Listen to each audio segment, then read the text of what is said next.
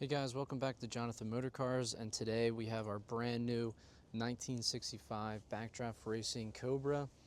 This one is done in ruby red with black stripes and side stripes with the RT4B blacked out package. And today wanted to do a full review and a tutorial for actually the new client that just bought this. So congratulations, Trevor, here's your new ride. And hopefully this video will educate you enough so when this thing rolls off the trailer into your driveway, you're going to be very familiar with it and know what to do and take it for a rip as soon as you get it. So I'll go through the options real quick, and then I'll show you how to get in, how to start it, how to open up the hood and trunk, and all the do's and don'ts on the car.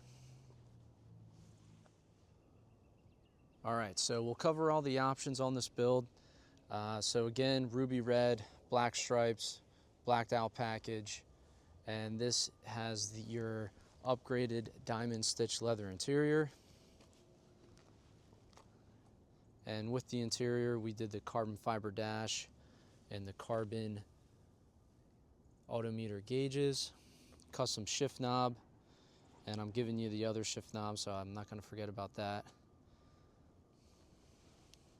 We have the upgraded seat belts. They're tucked behind the seats, but these are the 4-point cam lock style, so you can wear them over the shoulders and on the lap as well. Underneath the dash, you have a USB to charge your phone.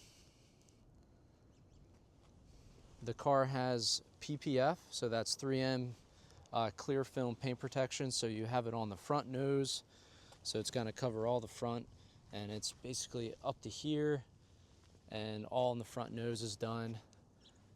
Your top of the doors are done, so that's going to protect it from, fingerprints and everybody touching.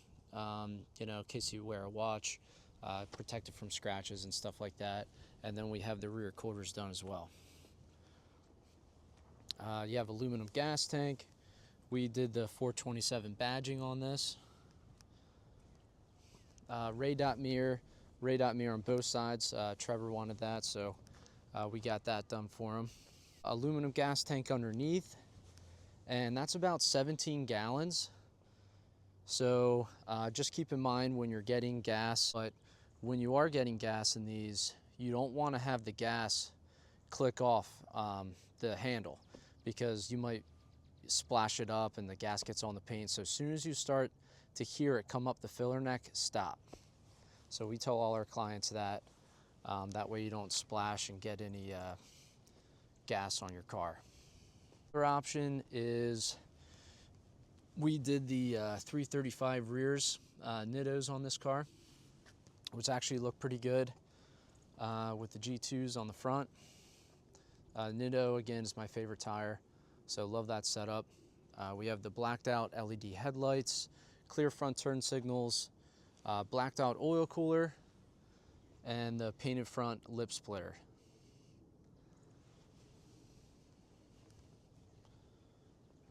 And this colorway is just awesome. Love the ruby red.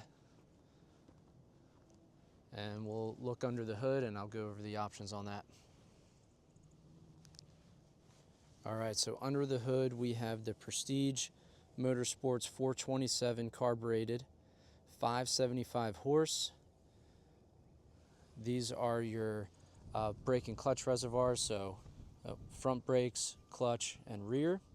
So this is really cool. You unscrew them, open them up, make sure you have fluid in there, and you're ready to rock and roll. So if you ever, you're driving it, your clutch pedal starts to feel weird, or your brakes, you can always go over here, unscrew it, and if there's no fluid in there, you know that there's an issue, and then you're giving me a call and we're getting it solved. But shouldn't have any issues. We go over our cars very thoroughly before we get them delivered. So this has been through the shop, road tested, ready to go. And Trevor, you shouldn't have any issues getting this. And all you got to worry about is filling her up with gas and enjoying her. But back underneath, custom air cleaner. We did the custom 427 valve covers, blacked out manifold, which was a special request from the customer, so happy we got that done. and all the front end drives are blacked out. Look underneath, you have the painted stripes under the hood. Really like that option. Nice option when you go to a car show, and you know, it's just a little extra that a lot of other people might not have on their Cobra. Power steering, and we actually upgrade the power steering to all aluminum. Normally sometimes they come in plastic and deal with some leaks, that setup, so we always upgrade it to the aluminum. And then the oil cooler, again, I mentioned this in the other video, it's a real functional oil cooler, and it changes the location of the oil filter, so that's it right there. Shields, a lot of people always think, you know, you're gonna get burned on these cars, but with the side pipes, but the heat shields do work, so that's gonna protect your leg. So the only thing you gotta be careful for, you know, is the front and the very tip of the pipe. Those will get hot. So a lot of times how people actually burn themselves is they just get done a drive, they open up the hood, they're taking a look, and you know, they're standing too close to the pipe and end up burning a hole in their pants or burning their leg. So you got to be careful with that. Another thing to remember is, believe it or not, your windshield's very fragile, so you don't want to lean on it, you know, when getting in and out. And after a long drive, if you're going to a car show, you don't want to open up the hood right away. You want to let the engine cool down, because if you open up the hood right away and all that heat escapes, it could end up cracking your windshield. So I've actually had it happen to a previous customer of ours, and you know, there was no stone chip or anything. We had no idea how it happened, and Backdraft was actually the one who told me about that. So just want to share that knowledge with you, and just be careful, you know, when they open up the hood, just make sure it's a little cooled down. All right, so I'll do the walkthrough how to get in, and then we'll take a first spin. All right, so closing the hood, you come over here, you lift up, and you always want to make sure you lift up high enough with the hood, so when you're opening this and pulling this up, you're not gonna touch the bottom of the hood and scratch it.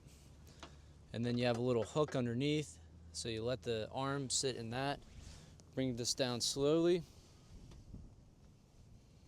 Make sure it's lined up with the stripes.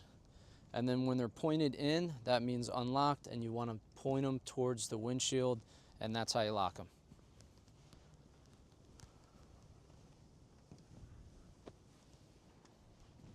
All right, so getting in the Cobra. A lot of guys have some different techniques. I'll show you how I get in. So you reach underneath, feel the latch, open that up. And getting in, you never want to put any weight on the door. The whole body's fiberglass, everything's fragile. So never put weight on the door getting in and out, because sometimes you might make those bolts loose, and then you run the risk of damaging your paint when closing it. So you can grab onto the roll bar, or what I do is I put one foot in, grab the back of the seat, lift my other foot in, and then slide down, and you're ready to go. All right, so a little bit of a different angle. Come in, slide in, you're ready to go. I usually don't grab the straps. That's kind of just for show. You want to grab the bottom of the door. Always make sure the door's gonna line up, and then give it a nice little shut. All right, so starting the Cobra. Want to make sure you're in neutral. Here are your keys. So your ignition key is the one that's groove. I only put the ignition key and gas key on the keychain. Your other keys are in the trunk with the book. So you come in, turn the key, you have power, everything flicks on, a couple pumps on the pedal, hold the start button until it turns over.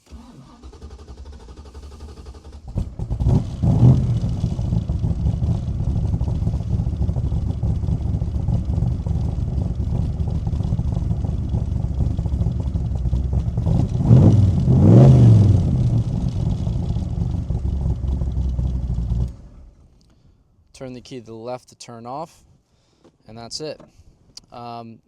with a carbureted setup, if you don't drive it for a while and it's been a couple weeks, you want to get in and you're going to pump it a few times. If it doesn't start right up, basically just repeat the process, do a few more pumps, hit the start button and get it started up.